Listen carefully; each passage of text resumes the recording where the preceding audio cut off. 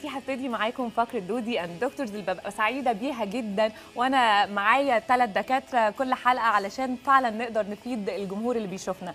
النهارده حلقتنا مهمة جدا للستات علشان الستات اللي بيعانوا من عدم الثقة بالنفس.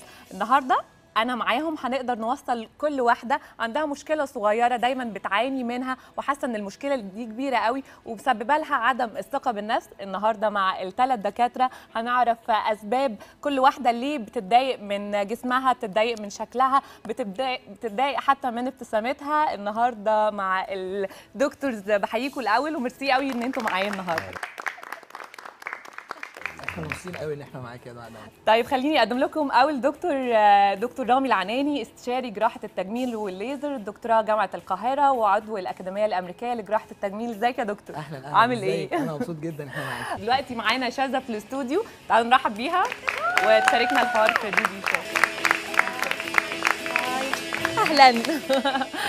اخيرا شاذة معانا في الاستوديو، اخيرا اخيرا وليس اخيرا.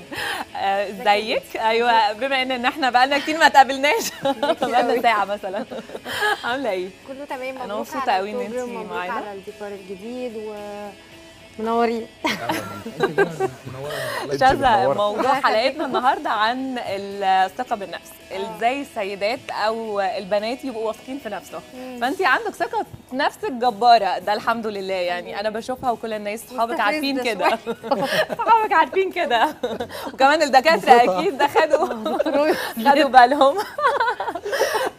خليني قولي لي ايه سر الثقه دي، غير صوتك طبعا والنجوميه يعني، بس هي شخصيتك دي في الحقيقه من زمان.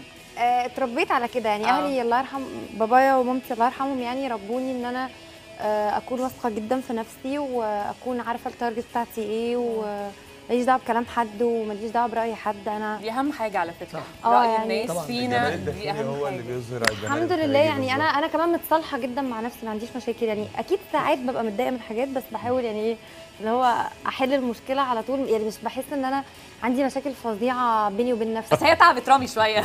يعني هي نبيل كانت هي ساعات بتروح تعمل حاجات على عكس اللي هو قاله بالظبط.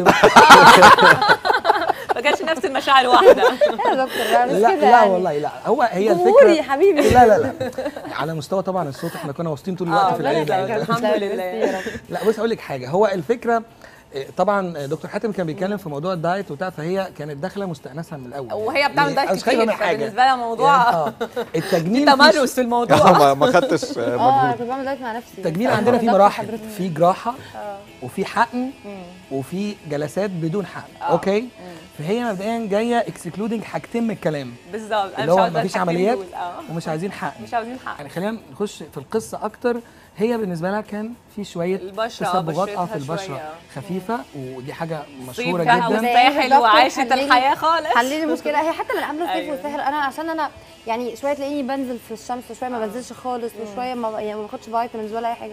دكتور حلاوي فهي الفكره في ايه؟ شويه تصبغات في الجلد، ومشهوره جدا دلوقتي قوي عند ست ورجاله، بس طبعا اكتر ستات كمان. علشان في نقطه مهمه قوي يا جماعه، غير طبعا العوامل البيئيه اللي احنا بنتكلم عليها والتعرض للشمس والكلام ده كله، في كمان عوامل ليها دعوه بالهرمونات.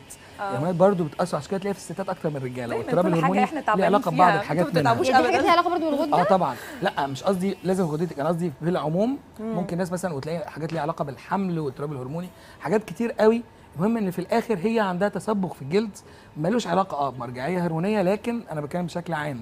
فطبعا اول حاجه كانت بالنسبه لها ان انت تبتدي تشتغل على طبقات الجلد السطحيه اللي فيها تصبغ، وتقدر تعمل لها تقشير بدرجات معينه وعلى مراحل. قدرنا نوصل لنتيجه حوالي 60-70%، بس ممكن نقدر نكمل اكتر عشان نوصل لنتائج اعلى. هتشوفوا كل اللي احنا قلنا عليه، هتشوفوا شاذة في عياده الدكتور نبيل ودكتور حاتم ودكتور رامي قد ايه عذبتهم.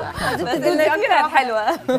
النتيجه حلوه. انا اتبسطت قوي ان انت كنتي سعيده بالتجربه. الحمد لله. ولسه كمان انتوا هتشوفوها على كذا حلقه. يعني الحلقه النهارده هتشوفوا فيها حاجات صغيره، ولسه الحلقه اللي جايه كمان شاذة مكمله معانا فيها، علشان التجربه هي عملتها كامله. وانا كنت سعيده جدا ان هي ما اتكسفتش ان هي تقول مثلا على حاجه او اتنين، لا بالعكس هي قالت الحاجه اللي هعملها هقولها على طول للكاميرا للناس، مش هعمل حاجه ومش هقولها.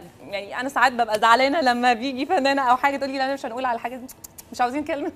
فانا ببقى زعلانه لان احنا في النهايه جايبين الفنانين علشان كل المشاهدين يشوفوا الفنانه ازاي بتكون نجمه وازاي بتهتم بنفسها، ومش غلط ابدا ان احنا نطلع نقول احنا عندنا حاجه عاوزين نعالجها ونعالجها صح.